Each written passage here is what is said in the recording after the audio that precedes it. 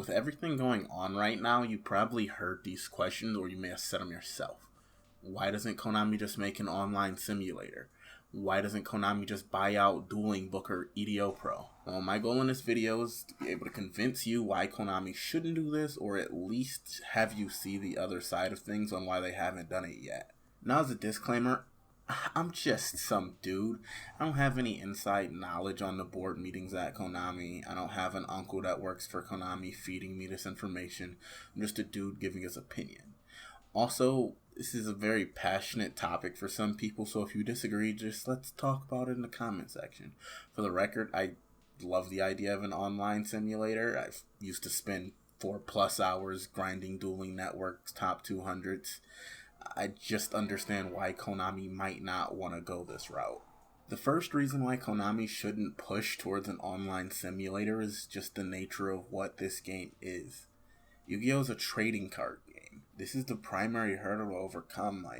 An official online simulator would have the potential to pull thousands of players away from the physical game who are likely spending money on packs just to play in locals. If you don't believe me, you can just look at Duel Links. Yes, it brought a lot of eyes to the game that otherwise wouldn't have been interested in Yu-Gi-Oh! Or anything this complex, but it was a really good move at the end of the day because Duel Links is a completely different game from the one that we actually play in the TCG. With all the differences, it still managed to pull a decent chunk of players from the game. Even giant names like Billy Brake, he virtually quit the game just to play Duel Links full time.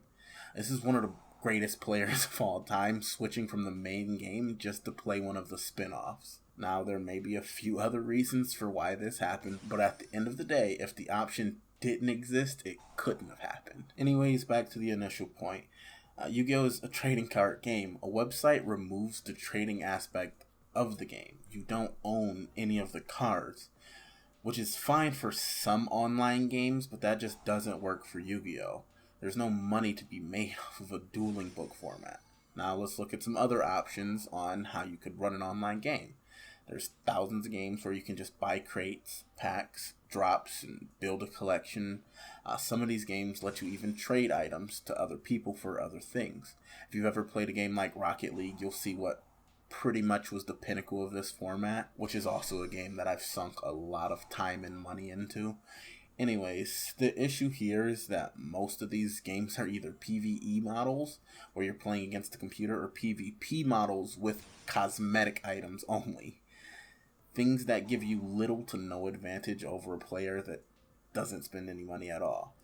Fortnite was the first to perfect this model using their battle pass and their item shops, where you could spend as much money as you want and still get slapped by somebody who practiced just as much as you.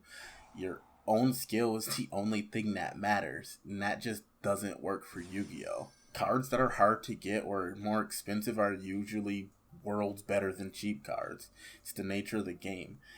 The idea that I can collect a ton of $1 or $2 cards, then slowly trade and build my collection up and swap those cards for more expensive cards, or just buy them off of eBay and get them right away, doesn't work for an online game. The player who relies 100% on their own skill will rarely succeed in this game. It sucks, but that's the reality. Konami would get so much backlash for trying to replicate this format on an online simulator. It would fail so fast. Companies like Activision had their brands tainted forever from the way they tried to handle Call of Duty games by locking better weapons behind random paywalls that you literally could not get unless you spent a ton of money. At least for Yu-Gi-Oh! You have the ability to trade a lot of less expensive cards for something more expensive, but that brings up another issue.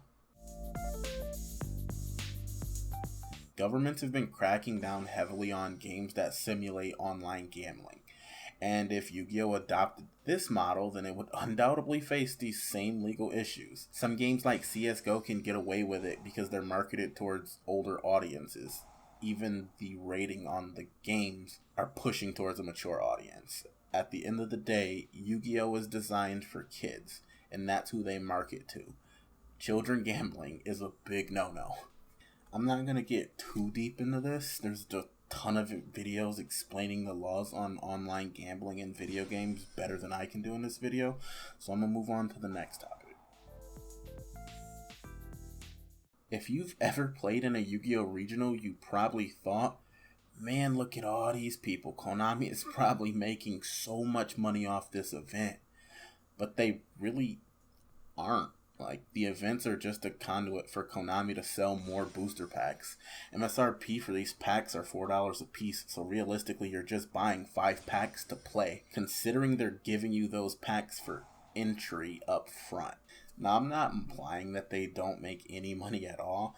Manufacturing these packs are definitely much less than $4 a piece. But the events itself, in paying the staff, renting the venue, is all pretty expensive.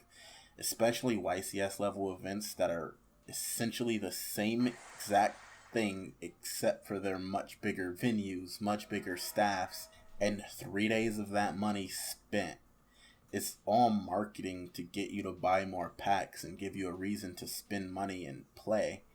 A 500 person regional pulls in $10,000. Then you subtract the cost of renting the venue and manufacturing costs of making the cards, and you pay the staff, and that's the profit, assuming there is anything left. That's not enough money to give Konami a reason to keep going, but where the real profit does come is in the decks that every one of those players brought. In an online simulator, there's no initial profit, where getting players to spend hundreds of dollars to even get a deck to bring is happening. I can build a deck for free and play as much as I want. If Konami built an online simulator and ran paid tournaments to give out rewards, then they're really not making much. There's no reason to buy real cards anymore. Or at least not at the capacity that most of us do. Just a side note, buying packs or singles still supports Konami the same. Someone had to buy those packs that the card was in, so it doesn't matter how you buy the product. Anyways, if Konami gave legitimacy to any of these online games, it would definitely damage the money coming in. Yu-Gi-Oh! Has been one of the most popular games for as long as it has because of the way things are done. If Konami sells less cards, then there's going to be less tournaments, which would mean less reason to play, which would drop the player base overall. This is why Konami tried to push an idea of remote dueling, because it keeps the physical cards relevant. Worst thing a company can do is create a reason for people to stop spending money. It's counterproductive. Does Yu-Gi-Oh! Even need an official online simulator? No. Honestly, that's the answer.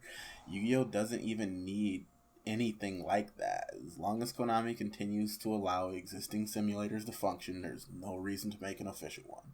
People will still play the real game, and they will still have their online simulators to test and have fun. As long as it's not supported by Konami, then it's not going to pull anything from the real game.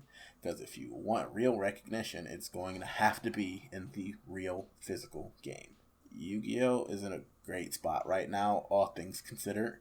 Before the virus, the event numbers were extremely impressive, and that's a good thing. It's that old saying, don't fix it if it's not broken. An official online simulator would not work for the game the way things are right now. If things are to change, then maybe Konami will make the move and it'll give us what we all want. But until then, it's just too much of a risk. Alright, if you like this video, let me know. If you disagree with anything I said, just drop a comment and I'll be there to discuss it with you. Obviously, I'm not a professional on this. I'm sure there's something I missed, so I appreciate the discussion. I'm open to learn something new whenever. If you want to see more content like this in general, let me know. Leave a sub, and thanks for watching.